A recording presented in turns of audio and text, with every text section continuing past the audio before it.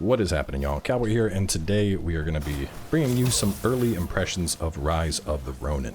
Now, what you're seeing before you is some B-roll footage supplied by PlayStation, so big thanks to them. And what I'm going to be sharing is my experiences based on the first 2 to 3 hours of the game. I got through like the opening tutorial, did a little bit of free roam, and made it into the first town. And you'll see bits and pieces of that in the B-roll footage.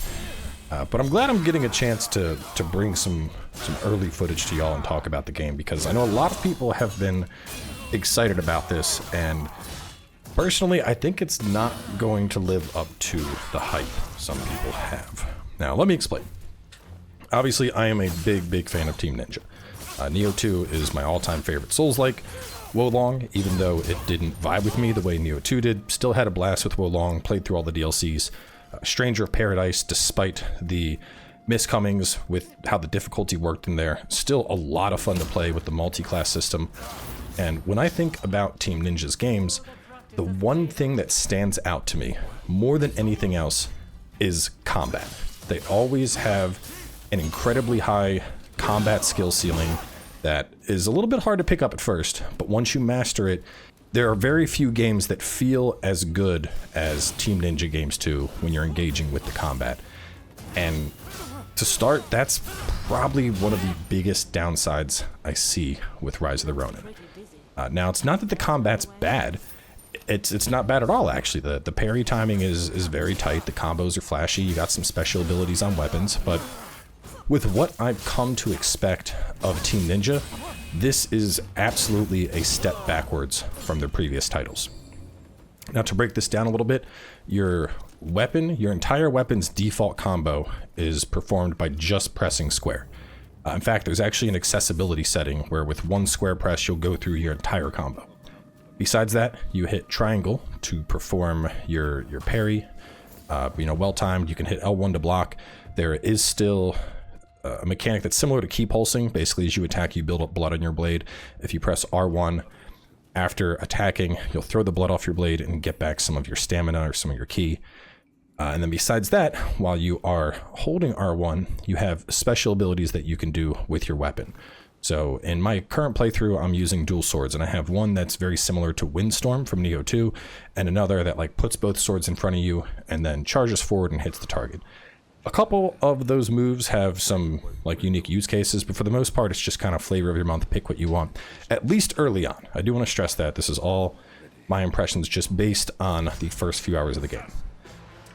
And given we do have the stance system, I've gotten to a point where I've gotten like a second stance now, and that starts to open up. But the stance system is very rock, paper, scissors. So I guess a good example is with my dual blades. A lot of the stuff I'm fighting I just have a disadvantage with.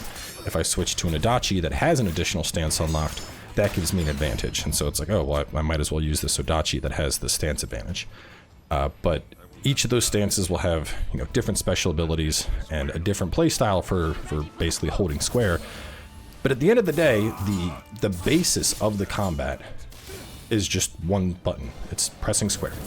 Now, given you have to have good timing with your parries and whatnot, and you do have those special abilities with the weapons, I can't help but feel that coming into this game and looking at this based on the experience I had with subsequent titles, stuff like Nioh, Wolong, and Stranger of Paradise, I can't help but feel that this is a step backwards. Now, at the same time, it certainly makes the combat more accessible, and it'll definitely make it appeal to a larger variety of people.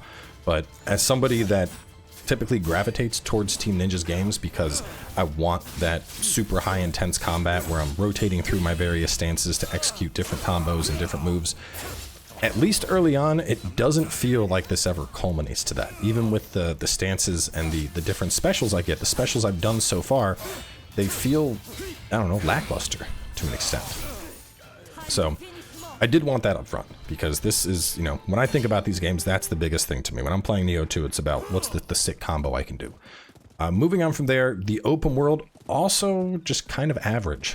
And I think one of the thoughts I had while I kept playing this is I would put this game in direct competition with Ghost of Tsushima. Ghost was a PS4 exclusive when it released, samurai adventure, open world. This is a PS5 exclusive samurai adventure, open world.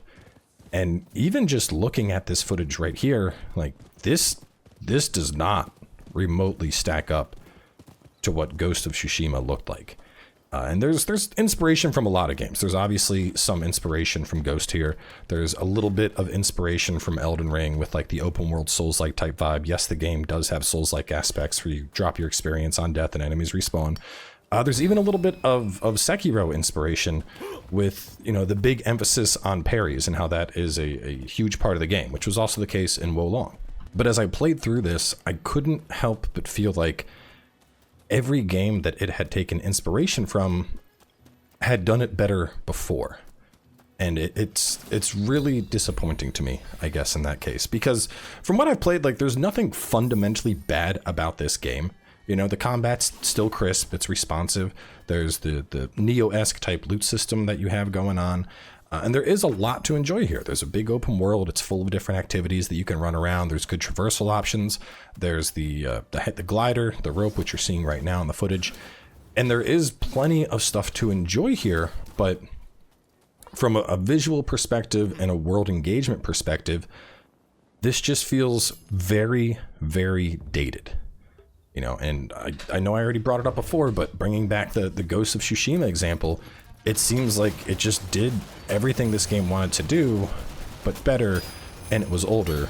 And I haven't even touched on the graphics yet. Y'all know I'm not a big graphics snob. You know, I play indie games all the time. Graphics is usually the thing that I'm least concerned with. And honestly, I think the graphics here are a step back from Wo Long and Nioh 2. I don't know if it's because they stretched their scope further, trying to make it into an open world adventure, but the graphics are not very good in this game. And while I'm not somebody that typically complains about graphics, we are looking at a single console exclusive. This is only coming out on the PS5. It's not like they had to develop this for, you know, PC, PS5, PS4, Series S, Series X. This is a PS5 exclusive. And it looks noticeably worse than other games that came out, even in the PS4 generation. And I get it, you know, Koei Tecmo and Team Ninja, you know, looking at those games, they're not typically known for graphics. You know, graphics is the least of my concerns when I'm playing Wo Long or when I played Nioh 2. But in the context of an open world environment, I want to be engrossed in that world. I want to feel like it's alive. I look at stuff like Ghost of Tsushima. I look at stuff like Cyberpunk. And the worlds are just beautiful to just run around in and experience. And one of the things I consistently felt as I was running around this world is that everything is very flat. I don't know if it's the way the lighting is done, but there's something with the color palette here that gives everything this very just flat feel to it. I don't know. It doesn't feel alive. It just feels like I'm just running places. It doesn't feel like I'm experiencing a world. And that's definitely an area that I think this greatly could have been improved. Especially because, like I said, this is, I mean, open world samurai game. It's in, you know, it's essentially in direct competition with Tsushima, and Tsushima was gorgeous. It was absolutely beautiful to get in and explore. And by comparison, coming to this, it feels like I've gone back to like PS3 generation in terms of the exploration. Like right here, this is a good example of it during the little flight path here. Like looking out into the distance, like I can see textures and stuff, but like look at the water, look at the grass. Nothing feels alive here. It just feels like a background almost. And, you know, I don't think that's an issue when I play Nioh, because I'm so focused on the combat and the loot that I'm not terribly worried about the environments. But in an open world game, that is an area that is important to me. I want to feel engrossed in the world. And unfortunately, I just did not feel that while I was going through here. Some other things, the horse riding is really, really goofy. I should have mentioned it earlier when we were on the horse, but go back and watch what it looks like while we're riding a horse. And it is weird. It feels like the horse is on a stick that's just pushing it along, the way that the feet kick off. In terms of map activities, so typically what's going to happen is you're going to find an area in the map and you're going to kill some bandits that are there. After that, that's going to open up the town and a couple activities will pop up on the map. And then as you complete those activities, your like bond or your trust in that region goes up. and even more activities start popping up. So that's a little bit weird the first time you experience it, because I was like, okay, I'm ready to move on from this zone, and I did some stuff, and then all of a sudden it was like, hey, here's 3 more guys you can fight, and I'm like, wait a minute, I just went over there to fight somebody. Where did this come from? So I mean, there's definitely lots of stuff to do. There's lots of activities. You know, there's mini games and the missions, and you know, lots of assassinations and whatnot. But everything I've experienced so far just feels very dated. It feels like, you know, I don't know. It sure as hell doesn't feel like a PS5 exclusive game. I'll say that. This is, you know, not stacking up to other games in the PS5 exclusive era. And I think the thing is, like I said, there's nothing fundamentally wrong with the game. The combat is very tight for what it is. The parries are very responsive. The attack animations look great, as expected of Team Ninja. You know, we have stuff like the Azuna drop and stuff like our EI stance. All that stuff comes in later, but we've seen it in footage. So the stuff that I've come to love in Nioh, those abilities do exist in this game. But it feels, playing this, I feel like, man, I really think I would have preferred Nioh 3. And I think especially in a year that's so stacked with RPGs. You know, we have Rebirth that just came out. We have Dragon's Dogma about to be on deck. We have the Elden Ring DLC that's coming out later this year. We have Wukong coming out in the summer. And then we have this dropping right around, you know, right before a lot of that stuff. And it just feels very dated in both its visuals and its design. You know, you can see this fight here. This is very reminiscent of Sekiro for me, with, you know, getting some attacks in and then either dodging the perilous or looking to get a timed parry on the perilous. There's a lot of Sekiro influence in these fights. It feels more Sekiro than it feels Wo Long, in my opinion. But I think Sekiro did that better. Looking at the exploration, I think Ghost of Tsushima did that better. Looking at the raw combat, I think their own games, I think Nioh and Nioh 2 did it better. And, you know, I think if you're just looking for an open world samurai game and you're not worried about it being a little bit dated on some of the stuff, I think you'll still find enjoyment here. I think there's definitely some fun to be had with playing this. But if you're going into this thinking, you know, this is going to be the next step up from Nioh or the next step up from Wo Long, I think you're going to be disappointed, because there are quite a few areas that I think were a step backwards from what we've seen recently from Team Ninja.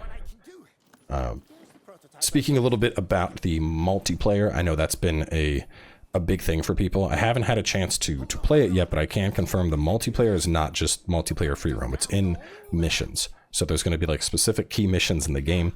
You'll probably have an NPC along with you, and at the start of that mission, you can engage co-op and summon somebody into the game and then bring them along on that mission. And then when that mission's done, you know, just like another Ronin, they would go about their way and you would go about yours.